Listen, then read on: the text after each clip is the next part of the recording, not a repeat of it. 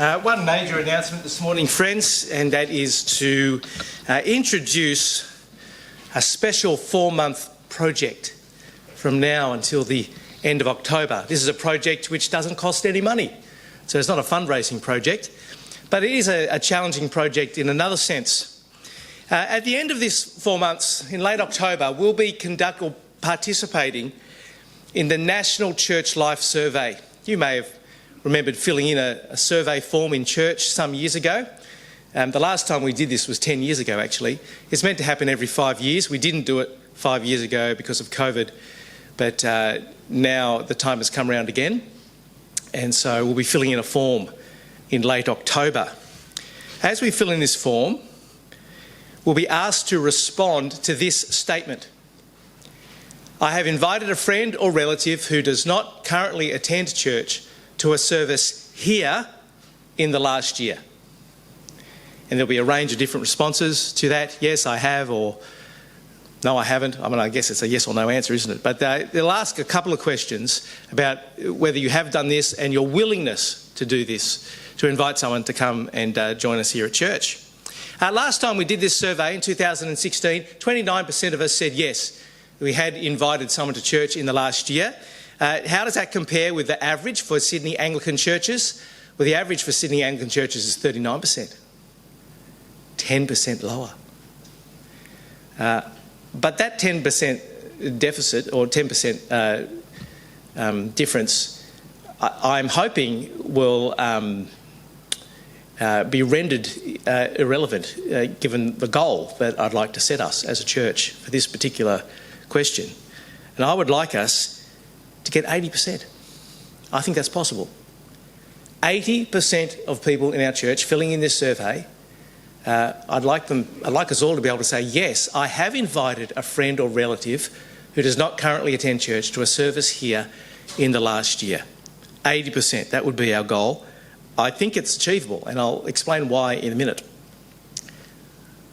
What are the rules for this? Well, the statement is whether we have invited a friend or relative who currently doesn't attend church to a church service here. Let's break that down. Invite. It can be a simple invitation.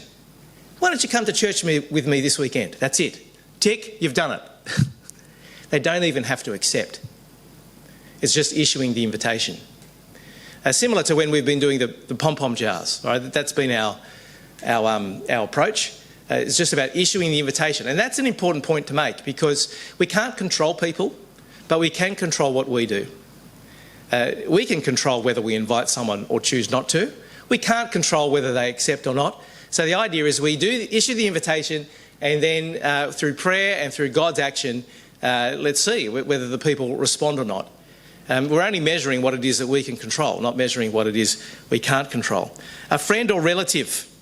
Some of us go out and we do the walk-up evangelism and we invite people to church that way, and we put a pom-pom in the jar. The rules for this one are a little tighter. Can't just be a stranger in the street. But I'm going to define friend pretty simply. You know their name and you've spoken to them more than once. All right? You know their name. Pretend you're the kind of person who just makes friends with everyone for sake of definition. You know their name and you've spoken to them more than once. And who currently doesn't attend church. So you can invite a complete newcomer to church, someone from another religion, someone who's never been to church in their life, or you can invite someone who has stopped attending here. They've stopped attending here, or they've stopped attending elsewhere, so they might have a church background. I mean, that's an easy invitation, I think. Why don't you come back? That's an invitation. Tick, you'll be able to say, yes, I have invited someone. But not someone who is a regular here or at another church. So we're not talking about inviting your Christian friend who goes to church elsewhere. Why don't you come to my church for a week? No, that's not the kind of invitation. It's about getting people who aren't currently in church to come and dip their toe in the water, so to speak. Is 80% possible? Oh, sorry, I have to go back. There's one more rule.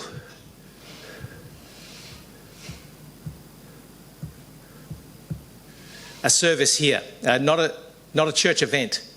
That's a little different to our pom-poms, because we've got a jar for church events. It has to be a service, 8:30 service, 10 o'clock service, or our 6 p.m. service. That's what the question is asking. Is 80% possible? Well, in 2016, only 8% of our church said that they probably wouldn't invite someone, and 0% said they definitely wouldn't invite someone. I'm glad that that's the case.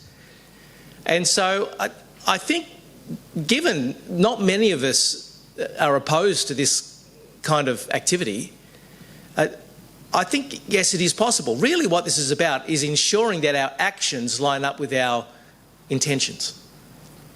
For a lot of people, and this is true, I haven't seen very many numbers from other churches, but from some numbers I have seen, it's often the case that people are always, in theory, keen to invite people to church or keen to be involved in evangelism. It's just that they don't. And so those numbers are often, there's often a big discrepancy between those two kind of figures in churches.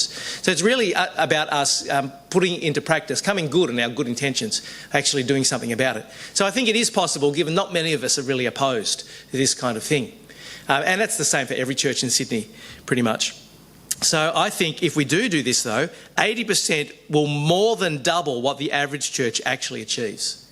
So I think for a lot of churches, there's this discrepancy between what they say in theory and what they actually do. If the average is about 40%, then 80% will be more than double what the average church actually achieves. So all of a sudden, we'd go from being behind the average to being an outlier on the other side. I just think that would be pretty cool to achieve. And I think it's possible. I think in one sense, this is low-hanging fruit. Just issuing a simple invitation to someone to come to church. What now? Well, have a think. Think about, you might have already done this. Part of, I guess, the key with filling in these surveys is you need to think about, how have I actually done any of this? Oh yeah, I have done that. Sometimes people forget, because a year is a long time. Think about whether you've already invited someone since last November, because that would be the reporting period. We're more than halfway through it. Maybe you invited someone to our anniversary service, which was last November, to the Mental Health Awareness Month. I invited my neighbour to the Mental Health Awareness Month. So when it comes to I'm tick the box, yes, I've done it. Did you invite someone to Christmas? Did you invite someone to Easter? If that's the case, you can relax. No. Invite someone else. And part of what I'm hoping to achieve with this is not just to tick the box, we can forget about it, but to actually start training ourselves. If we do it once in order to get a good result, that's a motivation to take the first step. But we're training ourselves in the art of inviting people to church. Prepare and pray that you will be able to issue an invitation. I'd like you to inform me of a good invitational topic that we can insert into our program over the next 4 months. August, September, October, those spring months are open in terms of what we can preach about. So if you can think of a good topic, let me know, which might make it easier to invite people. And then just do it. Exercise that muscle. Again, inviting people, any kind of aspect of evangelism, it's like a muscle. It needs to be trained. And when you don't train, you start to get a bit sore and a bit flabby. I went back to the gym yesterday for the first time in ages, and my back is killing me. I didn't even do any back exercises yesterday. But when you hop back into the gym and start doing those exercises, it can be a bit of a rude shock. But if you're consistent, then things become easier, you see. And it's exactly the same with evangelism and with inviting people to church, being outwardly focused. Upcoming opportunities. I want to underscore that every Sunday is an opportunity. We have good services here. Tell you a story that happened last week. We had a baptism last week. Baptism, great opportunity to invite people to church. The Barrett family, when it comes to the survey, they'll be able to say, tick, we've invited people to church. We had one couple come in. Visitors often come early to church. And when I greeted them, they were here for the baptism. I said, well, welcome. It's great that you're here. And the gentleman said, well, it's a good opportunity to come to church. I thought that's a very positive comment. Here's someone in our society who doesn't regularly come to church and yet not opposed to coming along when he's received an invitation. So he came. And as we were talking, the band was practising in here, and he looked around and he said, do you have a live band in there? I said, yes. He goes, oh, okay. See, he didn't know what to expect. Sometimes we get embarrassed inviting people to church because we think, it's not as good as the church down the road. The people who are least impressed with our church services are other Christians, because our church might be different to what they're used to. But if someone hasn't been to church in ages, they don't know what to expect. So we need not be embarrassed. And what we have here is good. And afterwards he came up to me and said, "Oh, that was great. Thanks, Sam. I really enjoyed coming." I said, because he was so positive, I thought he must be a Christian. I said, "Do you go to church regularly?" He goes, No, I haven't been to church regularly in years. But it was really good to come today. I said, "We're welcome to come back. Come back again. We'd love to have you visit us." And that just reminded me that I think every Sunday is a good opportunity to invite someone, because what we can offer here, we needn't be embarrassed by it.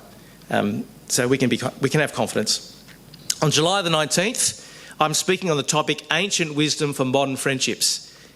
If this topic comes up, the reason I'm doing this topic is because loneliness is a social need in our society, and we want church to be practical for people. So I thought, I'll speak on that topic. Maybe you can use this in the back of your mind as an invitational opportunity. Come hear our minister. He's speaking about friendship. That's an interesting topic. Maybe the topic will come up in conversation and you can issue the invitation. Maybe it doesn't, issue it anyway. August the 2nd, we're having a food and fellowship lunch. Come to church, stay for lunch, meet some of my friends. Invitation opportunity.